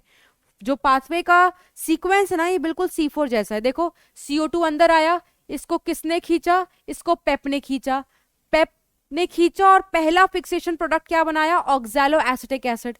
फिर उस ऑक्सैलो एसिटिक एसिड को हम किस में कन्वर्ट कर लेते हैं, मैलेट या मैलिक एसिड में, और इस मसाले को हम किस में स्टोर कर लेते हैं, वैक्यूल में। ये कौन सी सेल है, ये कौन सी सेल है, ये है मीजोफिल सेल, ये है मीजोफिल सेल। ये और आपको पता है हर सेल के पास तुम्हें वैक्यूल दिखाई देगा प्लांट सेल में, और तुम्हें क्लोरोप्लास्ट दिखाई देगा। तो इन्होंने क्या किया, इन्होंने ये सारा प्रोसेस किया और ये जो मसाला बना मैलेट या मैलिक एसिड उसको कहां पर स्टोर करके रख लिया, वैक्यूल में स्टोर करके रख लिया। ठीक है, ये सारा प्रोसेस कब चला है, ड्यूरिंग नाइट। अब क्या होगा, दिन होगी, तो दिन में बच्चों ये अपना स्टोमेटा बंद रखते हैं। ठीक है, स्टोमेटा क्लोज होता है, तो देखो बाहर से कोई CO2 अंदर नहीं आ पा रहा क्योंकि बंद है। CO2 अंदर नहीं आ रहा तो देखो पानी भी बाहर नहीं जा रहा, क्योंकि हम पढ़ ही इसी ले रहे हैं इसको, ये पाथवे इसीलिए होता है टू मिनिमाइज वाटर लॉस। देखो वाटर का लॉस नहीं हुआ है। अब जब ये CO2 अंदर नहीं आया तो खाना कैसे बनेगा यार, तो हम बाहर से CO2 नहीं लेते, हमने रात में मैलिक एसिड बना करके रखा था ना, प्रिपेयर कर लिया था, देख लो। अब इस मैलिक एसिड को वापस से बाहर लाया जाता है, वैक्यूल से बाहर लाते हैं। उस मैलेट या मैलिक एसिड का क्या होता है बच्चों, डीकार्बोक्सिलेशन, पढ़ा था ना C4 में। डीकार्बोक्सिलेशन हुआ तो क्या बनता है, पायरुवेट या पायरुविक एसिड बोलते हो। इस पायरुविक एसिड को हम किसमें यूज कर लेते हैं, पेप को रीजनरेट करने के लिए, पेप को रीजनरेट करने के लिए साइकिल कंप्लीट हो जाती है। और इस CO2 को कहां भेज देते हैं, इसको कौन कैप्चर कर लेता है, रूबिस्को, और तुम कह सकते हो RUBP, और इसको फिक्स कर लेते हैं C3 साइकिल में और क्या बना लेते हैं, ग्लूकोज, जिसको हम स्टोर कर लेते हैं इन दी फॉर्म ऑफ स्टार्च। तो अब देखो बिल्कुल क्या था, ये बिल्कुल हमारा C4 जैसा था, बिल्कुल हमारा बच्चों ये C4 जैसा था। डिफरेंस कहां पर है, तुमने C4 में ये जो मैकेनिज्म पढ़े थे वो दो डिफरेंट सेल में पढ़े थे, आधा मीजोफिल सेल में आधा बंडल शीट सेल में, है ना। बट यहां पर ये दोनों प्रोसेस में तुम्हें कौन सी सेल इन्वॉल्व होने के लिए दिखाई दे रही है, सिर्फ मीजोफिल सेल, है ना, क्योंकि हमने पढ़ा था कि बंडल शीट सेल किसका आइडेंटिफिकेशन होता है, सिर्फ C4 का, है ना। तो कैंप प्लांट्स में तुम्हें बंडल शीट सेल नहीं दिखाई दे रहे हैं, जो भी चल रहा है वो कहां पर चल रहा है बच्चों, मीजोफिल सेल में हो रहा है। नाइट में मसाला तैयार किया, डे में उस मसाले को तोड़ करके CO2 निकाला और उस CO2 को फिक्स कर लिया क्लोरोप्लास्ट में C3 साइकिल के थ्रू और क्या बना लिया, स्टार्च। रात में ये क्या कर रहे हैं, रात में ये मसाला बना रहे हैं, वो मसाला किस फॉर्म में बना रहे हैं, एसिड के फॉर्म में। तो रात में एसिड बन रही है, तुम उसको बोलते हैं acidification, formation of acid is acidification. कब बन रही है, रात में, तुम इसको बोलते हैं डार्क एसिडिफिकेशन। दिन में क्या हो रहा है, एसिड को तोड़ रहे हैं, दिन में क्या हो रहा है, एसिड को तोड़ रहे हैं, तो तोड़ने के प्रोसेस को क्या बोलेंगे, डी एसिडिफिकेशन। तो ये है बच्चों कैंप पाथवे, है ना। इसमें जो आपने पॉइंट्स याद रखना है वो ये याद रखना है कि जो सेल इन्वॉल्व होती है वो सिर्फ कौन सी होगी, मीजोफिल सेल। ठीक है, इस सेल में एक सेल ऑर्गेनेल है, वो सेल ऑर्गेनेल कौन सी है, क्लोरोप्लास्ट। उस क्लोरोप्लास्ट में क्या चल रहा है, हमने देखा उस क्लोरोप्लास्ट में C3 साइकिल चल रहा है। फिर यहां पर जो एक्सेप्टर है बच्चों, वो एक्सेप्टर कौन है, वो एक्सेप्टर है हमारा, यहां पर दोनों एक्सेप्टर है, RUBP एक्सेप्टर भी है और पेप एक्सेप्टर भी है ना। पेप क्या करता है, एटमॉस्फेरिक CO2 को कैप्चर करता है ना। और RUBP किस CO2 को कैप्चर करता है, CO2 formed after decarboxylation, formed after decarboxylation of C4 acids। ठीक है, RUBP कहाँ पे प्रेजेंट है? क्लोरोप्लास्ट के अंदर प्रेजेंट है, और उससे बाहर कौन प्रेजेंट होता है? हमारा पेप या पेपकेस। ठीक है बच्चों, तो देखा हमने प्रोसेस तो एज इट इज सेम था, बस थोड़ा थोड़ा फर्क था, वो हमने पढ़ लिया। तो यार एक चीज नोटिस करो, एक चीज नोटिस करो, ये कैसे प्लांट्स थे? ये कैंप प्लांट्स थे।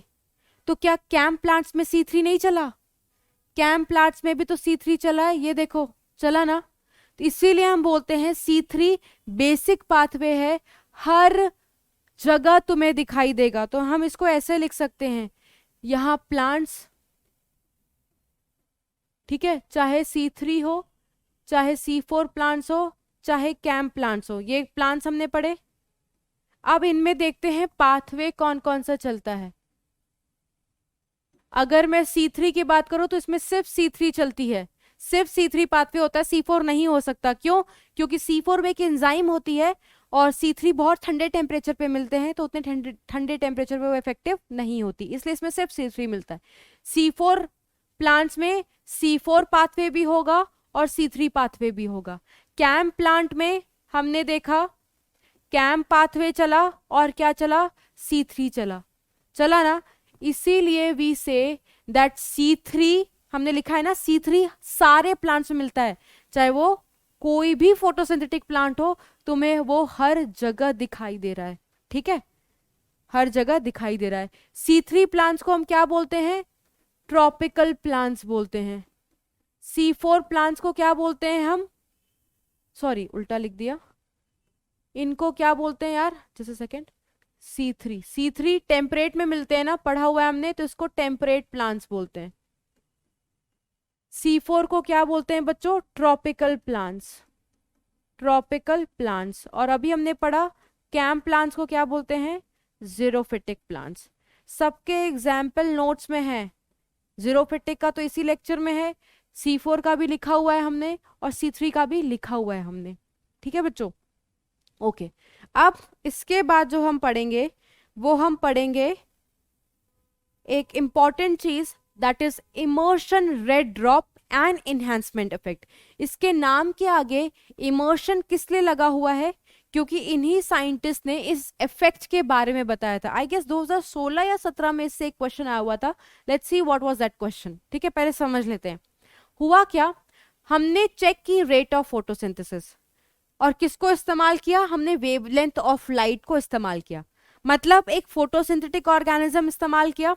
ठीक है, उस फोटोसिंथेटिक ऑर्गेनिज्म को हमने लाइट पास कराई। क्या पास कराई बच्चों? लाइट पास कराई। ये देखो बनाते हैं, ध्यान से देना। मान लो एक फोटोसिंथेटिक ऑर्गेनिज्म है, for example immersion used green algae. ठीक है, इमर्शन ने क्या यूज किया बच्चों? एक ग्रीन एल्गी को यूज किया। ठीक है, और इमर्शन लाइट पास कराने लगे। पहले उन्होंने जो लाइट पास कराई दैट वाज लेस देन 680। ठीक है, तो उन्होंने एक फोटोसिंथेटिक ईल्ड ऑब्जर्व की। क्या ऑब्जर्व की बच्चों? फोटोसिंथेटिक ईल्ड ऑब्जर्व की। इसको ऐसे लिखते हैं, यहां नहीं लिखते, साइड में लिखते हैं कि इनको क्या मिला? 680 नैनोमीटर की लाइट मिली बच्चों। लाइट पास कराते हैं तो ग्रीन एल्गी क्या करेगा? उस लाइट को इस्तेमाल करेगा, फोटोसिंथेसिस करेगा। ठीक है, ग्लूकोज बनाएगा, ऑक्सीजन बनाएगा। जितना ज्यादा ऑक्सीजन बनेगा दैट मीन्स उतना ज्यादा फोटोसिंथेसिस चला है, और उसको हम क्या बोलते हैं?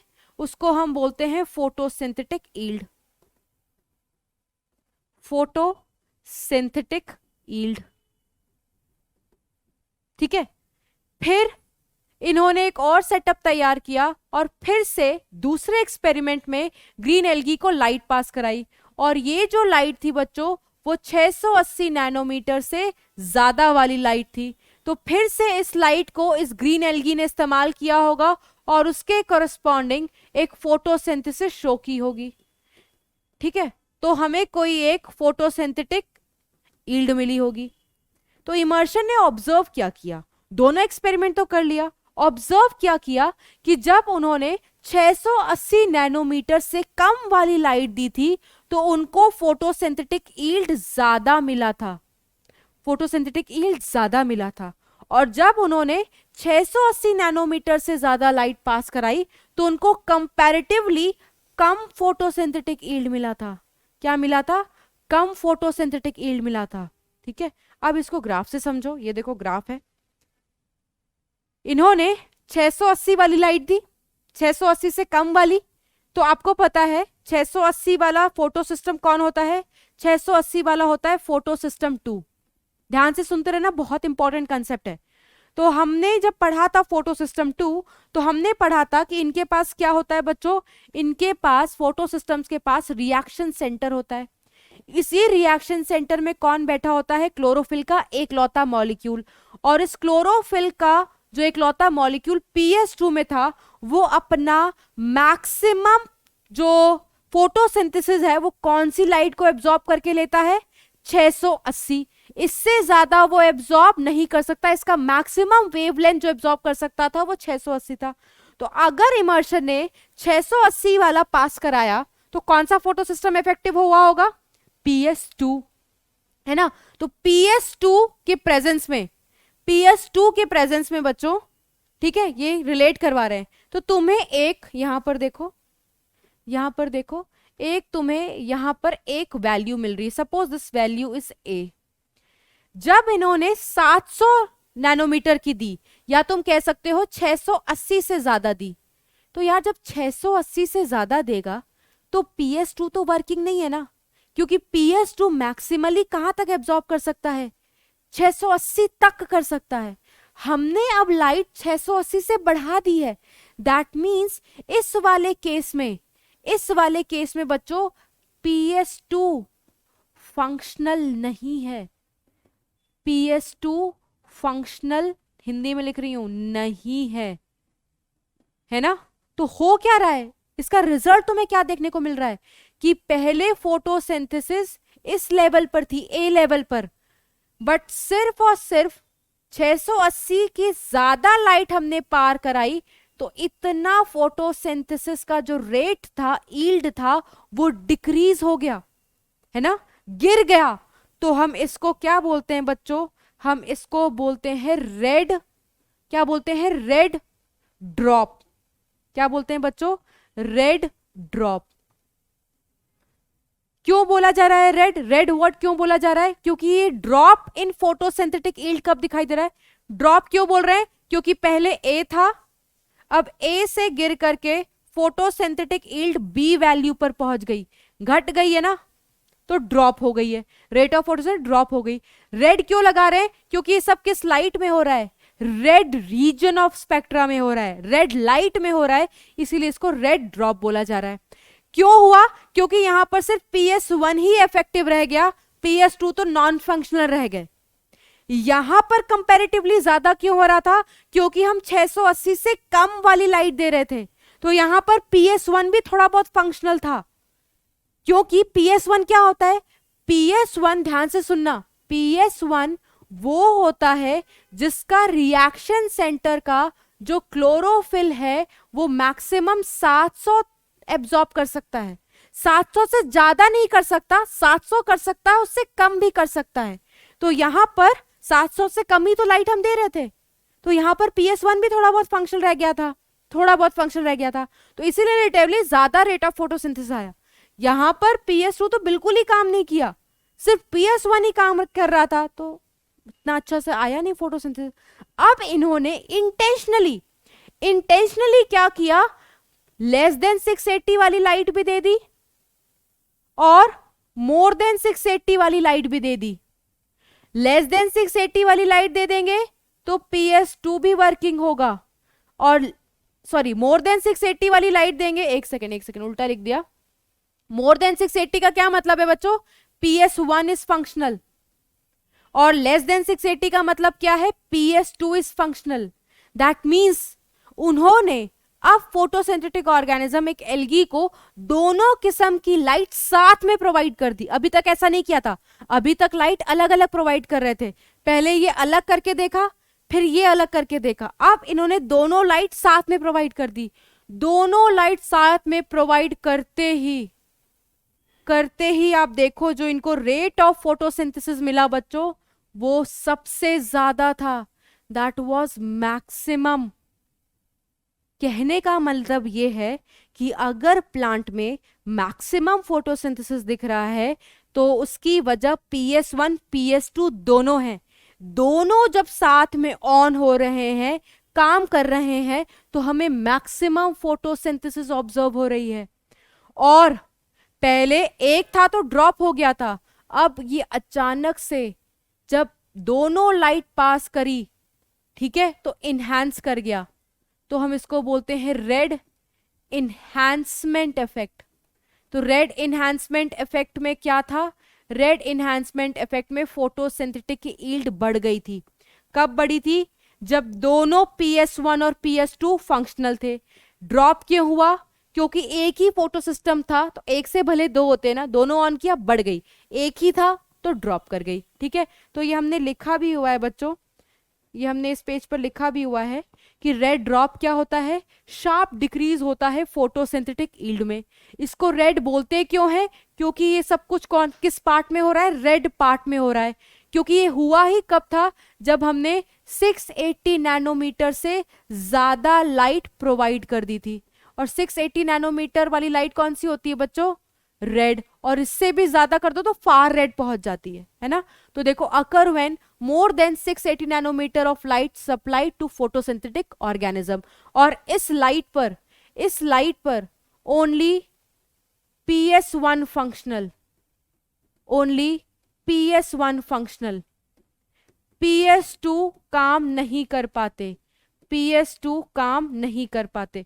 और यही क्वेश्चन आया था बच्चों कि रेड ड्रॉप में कौन सा फोटो सिस्टम नॉन फंक्शनल होता है? तो which photo system is non functional? PS2 is non functional. ठीक है, अब इनहैंसमेंट इफेक्ट भी देख लो। इनहैंसमेंट इफेक्ट क्या कहता है? फोटोसिंथेटिक यील्ड बढ़ जाती है एक फोटोसिंथेटिक ऑर्गेनिज्म में जब दोनों टाइप का मतलब क्या है? 680 से ज्यादा वाली लाइट प्लस 680 से कम वाली लाइट, दोनों लाइट को हम प्रोवाइड करते हैं साथ में, तो फोटोसिंथेटिक यील्ड बढ़ जाती है। ठीक है, और ये दोनों 680 से ज्यादा कम कौन से रेंज में आते हैं? रेड रेंज में, इसीलिए इसको रेड इनहैंसमेंट इफेक्ट बोलते हैं। ये सब कुछ इमोशन ने बताया था, इसलिए इमोशन रेड ड्रॉप इफेक्ट या इमोशन रेड इनहैंसमेंट इफेक्ट बोलते हैं। ठीक है, ये थोड़ा एनसीईआरटी के बाहर का था, बट क्वेश्चन आया हुआ है, देख लेना। फिर एक वारबर्ग इफेक्ट है बच्चों, याद रखना। वारबर्ग इफेक्ट क्या कहता है कि जब ऑक्सीजन में बढ़ोतरी होगी, ऑक्सीजन का कंसंट्रेशन बढ़ेगा, तो हमें पता है RUBP किसके साथ बाइंड करने लगता है? ऑक्सीजन के साथ बाइंड करने लगता है। ठीक है, और इस टाइम पर क्या शुरू हो जाती है? Oxygenase activity. और ऑक्सीजनेज एक्टिविटी के शुरू होने से, ऑक्सीजनेज एक्टिविटी ऑफ रुबिस्को, और इसके शुरू होने से क्या शुरू हो जाता है? फोटो रेस्पिरेशन, जो कि कैसा प्रोसेस होता है? वेस्टफुल प्रोसेस होता है। कैसा प्रोसेस होता है बच्चों? वेस्टफुल प्रोसेस होता है ना। दैट मीन्स अगर ऑक्सीजन का कंसंट्रेशन बढ़ाओगे, फोटो रेस्पिरेशन चल रही है, फोटोसिंथेसिस नहीं, तो उस टाइम पर हम बोलते हैं कि फोटोसिंथेसिस क्या हो जाती है? इसको ऐसे लिखते हैं, ऑक्सीजन का कंसंट्रेशन बढ़ाओगे तो फोटोसिंथेटिक यील्ड या फोटोसिंथेसिस क्या हो जाती है? घट जाती है। फोटोसिंथेसिस डिक्रीजेस, मतलब इन दोनों का डायरेक्ट रिलेशन है। ठीक है, ये एक्सप्लेन करने वाले वारबर्ग थे, तो हम इसको वारबर्ग इफेक्ट बोलते हैं। ये कुछ भी नहीं है, एक फोटो रेस्पिरेशन को उन्होंने एक्सप्लेन किया है। ठीक है, फोटो रेस्पिरेशन यही तो होता है, ऑक्सीजन बढ़ाओ तो फोटो रेस्पिरेशन चलने लगती है, फोटोसिंथेसिस उस टाइम पर नहीं चलती है। ठीक है, तो ये चीज़ है। अच्छा, एक और चीज़ बताती हूँ बच्चों, एक और चीज़ बताती हूँ विथ रिस्पेक्ट टू दी, एक चीज़ रह गई है। हाँ ठीक है, हमने बोला था ना ये वाला, फिर से एक चीज़ बताती हूँ थोड़ा सा, कि हमने बोला था कि जब CO2 कंसंट्रेशन बढ़ाते हैं 500 ppm तक, क्योंकि अगर हम 500 ppm से ज़्यादा बढ़ाते हैं ना तो इन्वायरमेंटली अच्छा नहीं है, क्योंकि आपको पता है CO2 बढ़ता चलेगा तो ग्लोबल वार्मिंग होने लगती है ना। इसलिए सिर्फ इतना ही कंसंट्रेशन लिखा हुआ है, इससे ज़्यादा एनसीईआरटी लिखा हुआ है अच्छा नहीं होता है ना। अगर इतना कंसंट्रेशन बढ़ गया तो C3 प्लांट्स को बेनिफिट करेगा, ये पढ़ा था हमने। और इसके लिए एक एनसीईआरटी ने लिखा हुआ है कि सर्टेन ग्रीन हाउस क्रॉप्स हैं, सर्टेन ग्रीन हाउस क्रॉप्स हैं। मैं लिख देती हूँ किसके बारे में बात किया हुआ है एनसीईआरटी में, एक एनसीईआरटी की लाइन थी, certain greenhouse crops like tomato and bell pepper, इनका जिक्र है कि जब इन प्लांट्स को इंक्रीज CO2 में रखा गया, kept in increased CO2 concentration, तो इनके जो प्रोडक्टिविटी थी, जो फोटोसिंथेटिक यील्ड थी, वो क्या हो गई थी बच्चों, वो बढ़ गई थी। क्यों बढ़ गई थी? क्योंकि ये प्लांट्स कैसे हैं, C3 प्लांट्स हैं। तो C3 प्लांट्स में होता क्या है, करंट एटमॉस्फेरिक कंसंट्रेशन बहुत लिमिटिंग है, तो हम अगर एटमॉस्फेरिक कंसंट्रेशन बढ़ा देते हैं तो इनकी फोटोसिंथेटिक यील्ड भी बढ़ जाती है। ये सब कुछ लिखा हुआ है एनसीईआरटी में। और इस इफेक्ट को क्या बोलते हैं, इस इफेक्ट को जो C3 प्लांट्स में दिखता है जब CO2 का कंसंट्रेशन बढ़ता है, हम इसको बोलते हैं CO2 फर्टिलाइजेशन इफेक्ट। ठीक है, तो ये एक चीज रह गई थी जो मैम ने आपको नोट करा लिया है। तो यस मेरे बच्चों, we are done with this topic. अब 2-3 क्वेश्चन डिस्कस कर लेते हैं। ठीक है, yes, which group of plants are not benefited by CO2 fertilisation effect. तो कौन सा प्लांट बेनिफिट नहीं होता है, C4 प्लांट। ठीक है, कौन सा प्लांट, C4 प्लांट, क्योंकि अभी हमने देखा ना C3 प्लांट्स को बेनिफिट मिलता है इंक्रीज CO2 कंसंट्रेशन से। Plants requiring 3 ATP per CO2 fixation, plants with Kranz anatomy, plants having high rate of photorespiration, plants having single carboxylation। तो कौन से प्लांट्स को बेनिफिट नहीं मिलता यार, ये देखो, ये किसकी बात कर रहा है, ये C3 की बात कर रहा है। हाई रेट ऑफ फोटोरेस्पिरेशन किस में चलता है, C3 में चलता है। सिंगल कार्बोक्सिलेशन किस में चलता है, C3 में चलता है। क्रांज एनाटॉमी किस में चलता है, C4 में। तो किसको बेनिफिट नहीं होता, C4 को बेनिफिट नहीं होता है। नेक्स्ट पढ़ेंगे हम एक क्वेश्चन कि फोटो रेस्पिरेशन चलती कब है, during day time in C3 plants in corporation with photo. अगर फोटो है तो भैया डे में चलेगी, बिल्कुल सही। C3 प्लांट्स का कैरेक्टरिस्टिक फीचर होता है, बिल्कुल सही। तीनों साथ में मिलकर काम करते हैं, बिल्कुल सही। तो आंसर क्या हो जाएगा बच्चों, डी। नेक्स्ट है कि जो इमर्शन का ये क्वेश्चन आया हुआ है, Emerson enhancement effect and red drop have been instrumental in the discovery of. Yes भैया, इमर्शन ने ये एक्सपेरिमेंट क्यों किया था, इमर्शन ने ये एक्सपेरिमेंट इसीलिए किया था to show that PS1 and PS2 both operate simultaneously. ये इनका इस एक्सपेरिमेंट का एम था जो अभी हमने पढ़ा है। ये रिसेंट ईयर क्वेश्चन है बच्चों नीट का। तो देखते हैं, 2 फोटो सिस्टम, ये पहला ही हमें मिल गया। फोटो फॉस्फोराइलेशन दिखाने के लिए नहीं, ऑक्सीडेटिव दिखाने के लिए नहीं, फॉस्फोराइलेशन और नॉन साइक्लिक नहीं, ये इनका मकसद नहीं था। इनका मकसद यही था कि देखो भैया, जब दोनों किस्म की लाइट देते हैं तभी मैक्सिमम फोटोसिंथेसिस है। दैट मीन्स दोनों सिस्टम साथ में साइमल्टेनियसली ऑपरेट करते, क्योंकि अलग अलग करके देखा तो बढ़िया रिजल्ट नहीं आया था। सो यस बच्चों, this was all for this lecture. जल्दी मिलेंगे हम दूसरे लेक्चर के साथ। अपनी एनसीईआरटी पूरी तैयार कर लेना टिप्स पर, ठीक है। सारा कंटेंट आपके पास है, जितना रिवाइज कर सकते हो बच्चों उतना रिवाइज करो। And yes, Do not forget to practice the questions as much as you can। ठीक है, क्वेश्चंस आपको मिल जाएंगे, मैम ने बताया है प्रैक्टिस सेशंस भी होगा, तो वेट करना है।